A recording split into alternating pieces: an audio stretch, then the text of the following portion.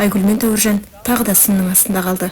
Жақында Балидің төрінде Айгүлге сөз салған Тәуіржан бүгін мас күйінде эфирге шығып, ерсығылық көрсетіп, көпшіліктің ашуын тудырды. Қадалып қарап отырсыз мына жаққа.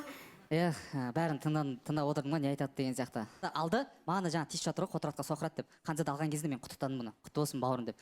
Сол күні кеш жасады, мен де өзім адамгершілігімді көрсетіп барып құттықтаумен құттықтап келдім. Даже кеше де біз бірге отырдық. Бірақ сол кезде мен көре алмайтын болсам, мен сол кезде құттықтамайтын едім. Мысалға да. Мен өзім бұрынғы қарапайым Ғалымжан сол болып қаламын. Мен барлық жігіттермен араласа аламын. Аянда алдында мысалы екеуміз былай араласпайтынбыз. Бірақ араласып кеттік, бірге видео түсірдік мысалға. Дұрыс па? Бәрімен мен бірдей араласам, бәрінде адамгершілік ретінде қарапайым ретінде. Кейбір адамдар солай қабылдаса, мен білмеймін. Жігіттердің тарапынан сізге бір қызғаныш болып тұрған сияқты. Не үшін олай мені көріп жатқандарын былай жұлдыз болып кеттің ба дейді, андай болып кеттің ба дейді да, білмеймін енді. Сол нәрсе көңіліме алған Ғалымжан емес, бірақ қызғаныш секілді сезімдер оған қарай болып жатыр. Баласы ханым сосын жаңа Назға тиісіп жатыр ғой, ойбай сен бүйттің деп. Мен өзім тарапынан Назыма құрмет көрсеттім, сыйластығым көрсетіп жатырмын. Осындай былай деген сияқты. Мен өзім жаңа отырдым, бұл жерде керек емес, Назымға қарай атылып, Назымға сөйледім да.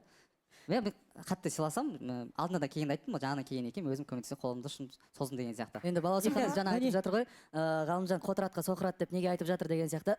Ортада қалай бар, сондай пікір айтып жатырмын да, мен бұл жаққа шынымен де дос іздеуге келген жоқпын деген сияқты нәрсе ғой. Баласы хан жаңа айтып жатыр ғой, құттықтадым, бардым деген сияқты. Мен білем Ғалымжан қандай адамгершілігі жоғары бала екенін білем да. Мен ол жағынан саған вопросым жоқ, Ғалымжан. Просто мына жақтан андай ситуация болып қалып жатыр да, Шерхан реніші мен ойымша баласы хан. Сенде барлығы онша емес кезде қасында мен болдым ғой, сенде барлығы жақсы кезде сен неге ана жаққа кетіп қалдың деген сияқты сондай бір реніш болып жатқан сияқты да Шерхан тарапынан қарайшы. Бұл жақта енді кеше де байқадық қой, Абылай Тимурды Ғалымжаннан қызғанып қалған, Шерхан қазір Ғалымжанды Тимадан қызғанып қалған деген сондай бір достық қызғаныш болып отыр да бұл жақта. И Шерхандікі сондай бір ой ғана. Жоқ, қазір жігіттер бірін-бірі қызғанып жатыр дейсіз, бірақ жаңағы мәселе айтып отырғаныңыз, түсінгенім бойынша Ғалымжан сіз жаңағы Нұрсұлтандармен бәрімен бірге бір кешке бардыңыз, араласып кеттіңіз. Ал бірақ Шерхан сіз ол жерде болмап па едіңіз? Жоқ, мен қызғану не істеймін, не әңгіме болып кетті, мен вообще миым оны қорып тұрған жоқ. Мен просто түсінбейтінім, Ғалымжан сен жаңа айтып жатсың ғой, өзіңнің неңше постоянно осындай жертваның рөліне кіріп, халыққа жаға беруіңді қойшы бауырым, маған ұнамайды.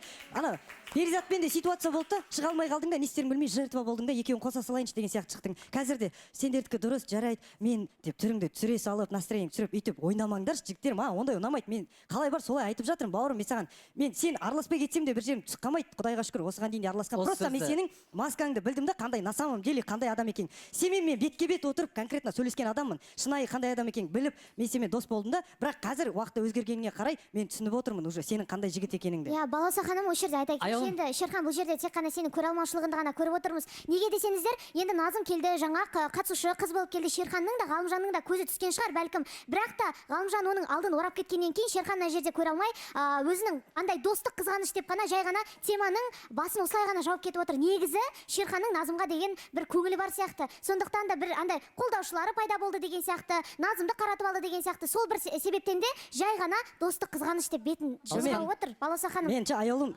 былай түсінші сен қара. Ғалымжанның несін көре алмаймын мен.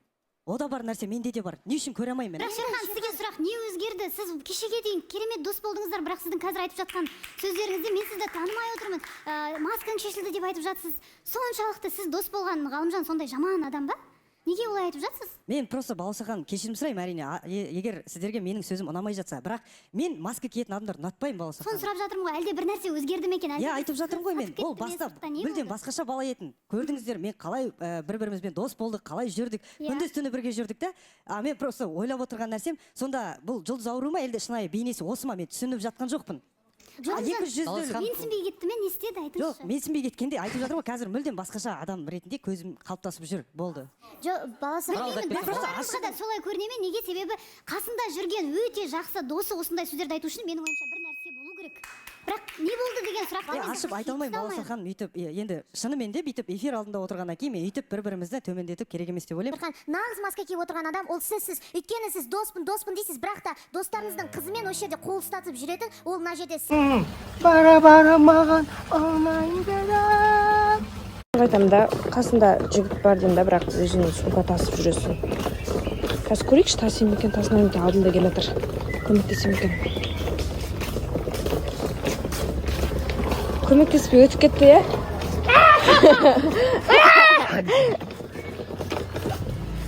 Қалайсыңдар? В общем, достар, біз жаңа виллаға көштік. Сіздер білесіздер енді әртүрлі виллаларда тұрып жатырмыз. Енді мынау ең потолок болып тұрады. Мына жер, короче, біздің кішігірім паркинг.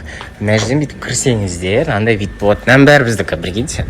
Қараңыздар, мына жерде типа кухняда тамақ ішіп, ана жігіт осы жерде сдавать ететін жігіт ау деймін. Вот, мынау біздің бассейн. Мына жерде жатасың. Мына жерде душ. Қазір дальше көрсетемін. Получается, мына жерде бір спальный. Не, бұл походу біздің Дархан мен жатамын бұл жерде. Мына жерде екінші спальный. Тоже как положено, каждый кондермен. Керемет бір демалыс болып жатыр менің Нұржан. Міне қанша екі қаншада қасымызда отыр. Мөлдіреп ішіміздегі жаман энергия жаман. Гала барлық жігіттермен демалысқа жиналып қалдық. Керемет демалыс болып жатыр. О, міне, Мен де алуаш әліш батам, бөлек. міне Аянжан. Қалай? Бөлек. Бөлек па? Өзімді бір ежелгі батырлар сезініп жатыр. Міне. Арон, что там? Пару слов туда-сюда. Тема. Бағана 3 подходтан кейін, короче, істеп екі-екіден веникпен ұрады. Четко. Демаламыз, ұстаймыз амана, ұстаймыз. Жібереміз.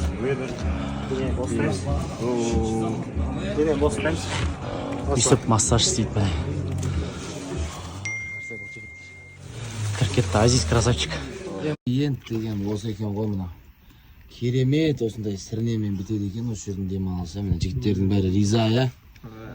Міне керемет рахатына демалып. Осының себепкері болып отқан Азизбек деген бауырымыз. Міне мен негізі онша балық жемейтінмін, бірақ мына балықтың дәмі четкий, еще қасынан перчик береді. В общем, өлім ғой сосын.